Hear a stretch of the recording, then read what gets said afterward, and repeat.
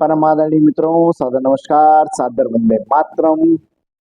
आज के इस वीडियो में the revival economy of nation and design your destiny दोनों में आपका एक साथ स्वागत है। क्योंकि जो आज का वीडियो मैं बनाने जा रहा हूँ ये जो बात मैं बोलने जा रहा हूँ ये दोनों में साथ लागू होती है और होती ही है। क्योंकि बहुत सारे विषय जब सामने आए और बहुत सारी चीजें और फॉर्मूलाज जब बताना शुरू किए तो काफी सारे विषय आते हैं। कुछ सज्जनों का कहना था कि कंपटीशन में हम पार्टिसिपेट करते हैं तो कई बार बीट हो जाते हैं, बहुत सारी चीजें होती हैं। और डिजाइन योर डेस्टिनी में भी यही होता है कि हमारा जो सफलता के जब हम जाते हैं तो कोई और भी तो सफलता का प्रयास करने आ रहा है ना, हमें प्रयास करने आ रहा है तो उसकी तैयारी हमसे ज्यादा अच्छी होती है तो फिर हमको तकलीफ होती है या हम हार जाते हैं, बहुत सारी चीजें हैं। तो कुल मिलाकर के दोनों वे, जब आप बिजनेस करें तब, जो इकोनॉमिक लेवल है आर्थिक पुनरुद्धार के लिए काम करें तब, या आप अपनी सफलता के लिए अपनी सक्सेस डेस्टिनी के पाने के लिए जब प्रयास करें तब क्या करना चाहिए, उस प्रतियोगिता को हम कैसे जीतें। तो उसके लिए आप लोगों ने बचपन में स्कूल के टाइम में ये कहानी सुनी होगी, ये पढ़ी होगी कहानी कछुए की और खरगोश की। कि कछुआ और खरगोश दोनों आपस में रेस करते हैं और खरगोश सोचता है कि मैं तो जीत जाऊंगा क्योंकि मैं बहुत तेज दौड़ता हूँ, फिर वो आराम करता सोता रह जाता है और कछुआ जीत जाता है। इस स्टोरी का मॉरल ये है, ये समझना चाहिए कि हमें ओवर कॉन्फिडेंस नहीं होना चाहिए। पहला कि मैं जीत ही जाऊंगा, मैं कर ही लूंगा, मेरे अंदर इतनी स्पीड है, ये है वो है, व्हाटएवर जो भी आपकी क्वालिटीज है उसको लेकर के कभी भी ओवर कॉन्फिडेंस नहीं होना चाहिए। आपकी योग्यता है, बहुत अच्छी बात है। सेकेंडरी, कभी भी अपने प्रतियोगी को या अपने दुश्मन को कमजोर नहीं समझना चाहिए। उसने कच्छे को कमजोर समझा इसलिए वो हार गया और आराम करने लग गया। खैर, ये स्टोरी यही खत्म नहीं होती। अब इस स्टोरी का सेकंड पार्ट फिर सुनिए। सेकंड पार्ट में क्या होता है कि खरगोश को ईगो हट हो जाता है कि मैं इतना तेज दौड़ता हूँ, चपल हूँ, चालाक हूँ, चतुर हूँ, मैं हार गया। तो वो बोलता है चल हम फिर से रेस करते हैं। कच्छू को फिर से बोलते, कछुआ फिर तैयार हो जाता है, लेकिन इस बार खरगोश सोता नहीं है, जीत जाता है। इसका मतलब ये है, इस जो सेकंड पार्ट है ये सीखना है कि आपको गलती दोबारा नहीं करना है। अगर आपने अपने जीवन में, अपने व्यवसाय में सफलता प्राप्त करने में किसी भी चीज में कोई गलती की तो एक बार हो गई, उसे दोहराना नहीं है। दोबारा गलती नहीं करना है तो आप जीतोगे।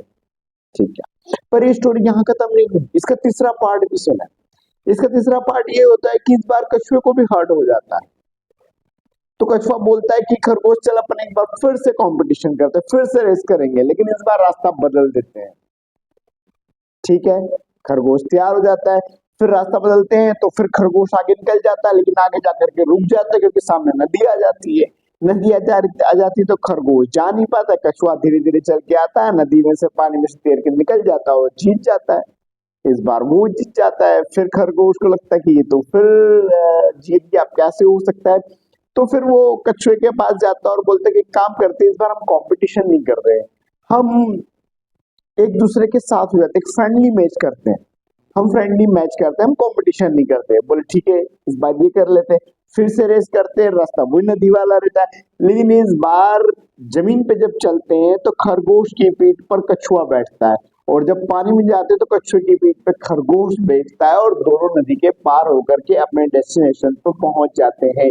इसका मतलब ये है कि अगर आपके अंदर कोई वीकनेस है तो आप अपनी सक्सेस में या रिवाइवल इकोनॉमी में उसको अपना पार्टनर बनाइए जिसमें कुछ स्ट्रेंथ हो, जो आपकी वीकनेस हो किसी और की स्ट्रेंथ हो।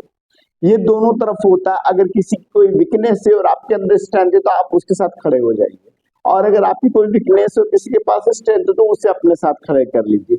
इस तरीके से आप अगर एक फ्रेंडली मैच करके करेंगे तो जीत जाएंगे।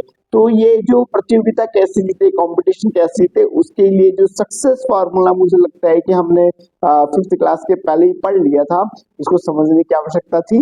अब इसको और 3-4 पार्ट में आगे बढ़ा करके आज मैंने डिक्लेयर किया है, और कल से हम कुछ नए फार्मूलाज पे बात करेंगे डिजाइनिंग योर डेस्टिनी में, और the revival economy of nation में भी हम कुछ नए प्रोजेक्ट जो स्टार्टअप्स हैं उसको लेकर के बात करेंगे। दोनों में आप मेरे साथ जुड़े रहिए, सुनते रहिए।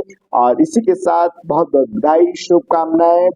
और सावन सोमवार भी आने वाला है, सावन खत्म होने वाला है, रक्षाबंधन आने वाला है, फिर जन्माष्टमी आएगी। हम सब त्योहारों में फिर रक्षाबंधन के बाद से त्योहार शुरू हो जाते हैं, उसमें हम जाने वाले हैं।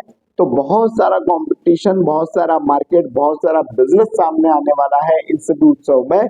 इसमें आप अगर अपना कुछ स्टार्टअप शुरू करते हैं और अगर आप स्टार्टअप में हैं तो अपनी डेस्टिनी अगर कुछ फिक्स कर सकते हो, यू कैन अचीव, तो उसके हिसाब से योजना बनाइए, प्लान कीजिए और मुझसे जुड़े रहिए। मैं आपकी सेवा में सदैव तत्पर हूँ। आज के लिए इतना ही। धन्यवाद। जय हिंद, जय भारत।